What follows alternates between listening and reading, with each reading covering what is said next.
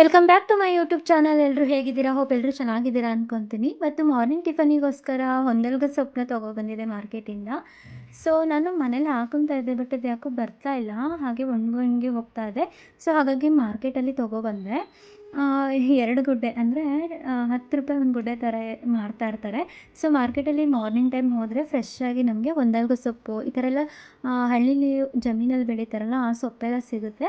So morning ಹೋದಾಗ ನನಗೆ ಹೊಂದಲ್ಗ ಸೊಪ್ಪು ತುಂಬ ಹುಡುಕ್ತಿದ್ದೆ, ಬಟ್ ಮಾರ್ನಿಂಗ್ ಟೈಮ್ ಹೋದರೆ ತುಂಬ ಎಲ್ಲ ಥರ ಸೊಪ್ಪು ಕೂಡ ಸಿಗುತ್ತೆ. ನನಗೆ ಅದ್ರ ಬೇರನ್ನ ತೆಗೆದಿಲ್ಲ ಆಯಿತಾ. ಒಂದು ಸ್ವಲ್ಪ ಬೇಡದೇ ಇರೋದು ವೇಸ್ಟ್ ಆಗಿರೋದು ಅಷ್ಟೇ ತೆಗೆದಿದ್ದೀನಿ. ಯಾಕೆಂದರೆ ಬೇರಲ್ಲೇ ಜಾಸ್ತಿ ಅದರಲ್ಲಿರೋ ಪೌಷ್ಟಿಕಾಂಶ ಜಾಸ್ತಿ ಇರುತ್ತೆ. ಸೊ ಹಾಗಾಗಿ ಬೇರೆಲ್ಲ ತೆಗಿಲಿಕ್ಕೆ ಹೋಗಬೇಡಿ. ನೀಟಾಗಿ ವಾಶ್ ಮಾಡ್ಕೊಳ್ಳಿ. 1-2 ಸರ್ತಿ ಒಂದು ದೊಡ್ಡ ಬಕೆಟ್ ಆ ಥರದ್ದೇನಾದ್ರು ಅಗಲ ಇರೋಂಥ ಪಾತ್ರೆ ತೊಗೊಂಡು ಸೊಪ್ಪನ್ನ ನೀಟಾಗಿ ವಾಶ್ ಮಾಡಿಕೊಂಡು ಸ್ಟವ್ ಆನ್ ಮಾಡಿ ಒಂದು ಪಾತ್ರೆಯಲ್ಲಿ ನೀರನ್ನ ಇಟ್ಕೊಳ್ಳಿ. ನೀರನ್ನ ಇಟ್ಕೊಂಡಾಗ ನಾನು ಆಗಲೇ ನೀಟಾಗಿ ವಾಶ್ ಮಾಡ್ಕೊಂಡಿದ್ದೆ ಅಲ್ವಾ ಹೊಂದಲ್ಗ ಸೊಪ್ಪು, ಅದನ್ನೆಲ್ಲ ತೊಗೊಂಡು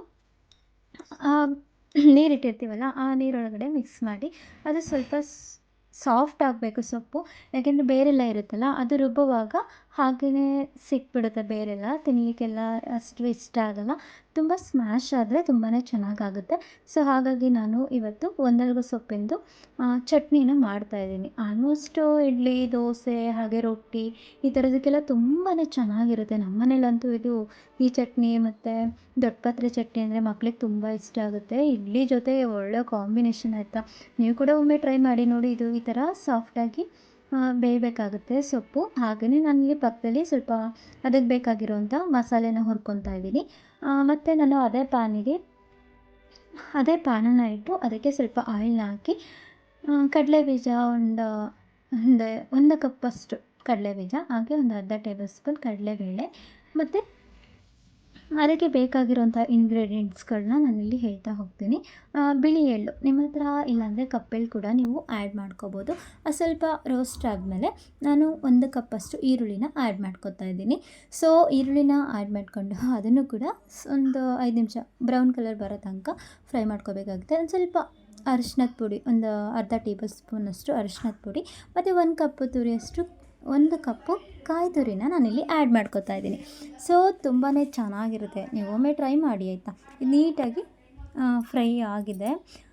ನಮಗೆ ಈಗ ಪಕ್ಕದಲ್ಲಿ ನಾನು ಆಗಲೇ ಹೊಂದಲ್ಗ ಸೊಪ್ಪನ್ನು ಬೇಯಿಸ್ಕೊತಿದ್ದೆ ಅಲ್ವಾ, ಅದು ಕೂಡ ನೀಟಾಗಿ ಸ್ಮ್ಯಾಶ್ ಆಗಿದೆ. ನಾನಿವಾಗ ತೋರಿಸ್ತೀನಿ ನೋಡಿ ನಿಮಗೆ ಯಾವ ಥರ ಸಾಫ್ಟಾಗಿ ಬರಬೇಕು ಅಂತ. ಅದು ಬೇರೆಲ್ಲ ಇರುತ್ತಲ್ಲ, ಹೀಗೆ ಕೈಯಲ್ಲಿ ಮುಟ್ಟಿದಾಗ ತುಂಬ ಸ್ಮೂತಾಗಿ ಕೈಗೆ ಸಿಗಬೇಕು.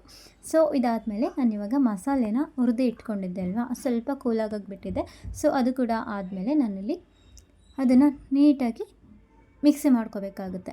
ಸೊ ಮಿಕ್ಸಿ ಮಾಡ್ಕೊಂಡಾದ್ಮೇಲೆ ನಾನು ಆಲ್ರೆಡಿ ಸೊಪ್ಪನ್ನು ಬೇಯಿಸ್ಕೊಂಡಿದ್ದೆ ಅಲ್ವಾ, ಅದನ್ನು ಕೂಡ ಇದು ಸ್ವಲ್ಪ ಸ್ಮೂತ್ ಆಗಬೇಕು. ಎರಡನ್ನೂ ಒಟ್ಟಿಗೆ ಹಾಕಿದ್ರೆ ನಿಜವಾಗ್ಲೂ ಅದು ಜಾಸ್ತಿ ಸ್ಮೂತ್ ಬರೋಲ್ಲ ನಮಗೆ ಮಸಾಲೆ.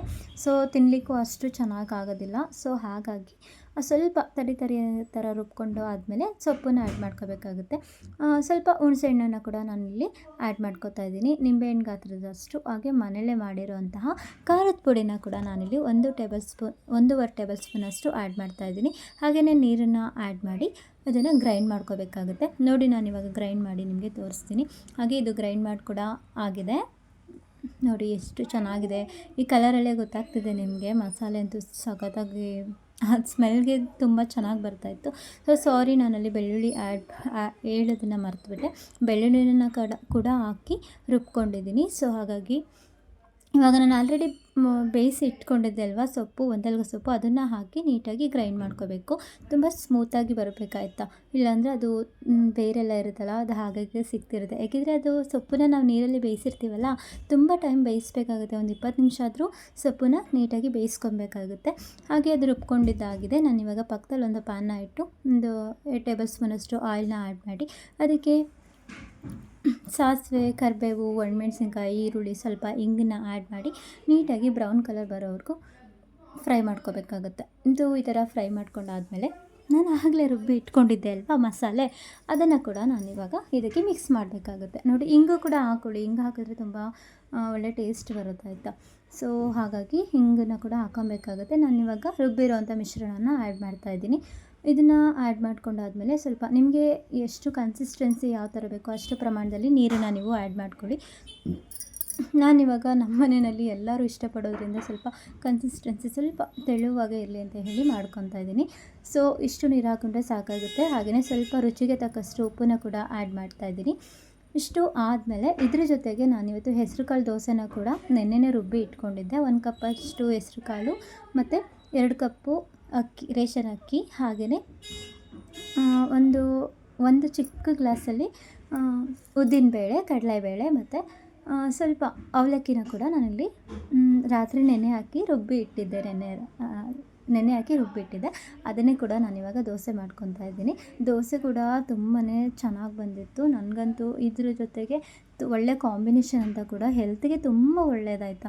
ಮಕ್ಕಳಿಗೆ ಹೊಂದಲ್ಗ ಸೊಪ್ಪು ಕೊಟ್ಟಷ್ಟು ತುಂಬಾ ಹೆಲ್ತಿಗೆ ತುಂಬಾ ಒಳ್ಳೆಯದು, ಮೆಮೊರಿ ಪವರ್ ಇರುತ್ತೆ ಅಂತ ಹೇಳ್ತಾರೆ. ಸೊ ನಾನು ಮಕ್ಕಳಿಗೆ ಒಂದೊಂದು ಅದರದ್ದು ಸ್ವಲ್ಪ ಬಿಸಿನೀರಲ್ಲಿ ಕುದಿಸ್ಬಿಟ್ಟು ಅದನ್ನು ಕೊಡ್ತಾಯಿದ್ದೆ, ರಸನ ಕುಡಿಲಿಕ್ಕೆ. ಸೊ ಅದು ತುಂಬ ಮೆಮೊರಿ ಪವರ್ ಇರುತ್ತೆ ಅಂತ ಹೇಳ್ತಾರೆ.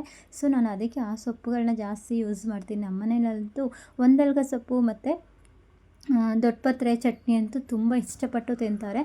ಸೊ ನೀವು ಯಾರೆಲ್ಲ ಇನ್ನು ಈ ಥರ ಚಟ್ನಿನ ಮಾಡಿಲ್ಲ, ದಯವಿಟ್ಟು ಒಮ್ಮೆ ಟ್ರೈ ಮಾಡಿ. ಹಾಗೆ ನನಗೆ ಕಮೆಂಟ್ ಬಾಕ್ಸಲ್ಲಿ ಕಮೆಂಟ್ ಹಾಕೋದನ್ನು ಮರಿಬೇಡಿ.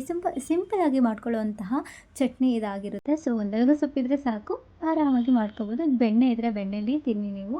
ಸೊ ತುಂಬಾ ಚೆನ್ನಾಗಿರುತ್ತೆ. ನಾನಿಲ್ಲಿ ಬೆಣ್ಣೆನ ಆ್ಯಡ್ ಮಾಡ್ಕೊತಾ ಇದ್ದೀನಿ. ದೋಸೆ ಜೊತೆಗೆ ಪರ್ಫೆಕ್ಟ್ ಕಾಂಬಿನೇಷನ್ ಅಂತ ಕೂಡ ಹೇಳ್ಬೋದು.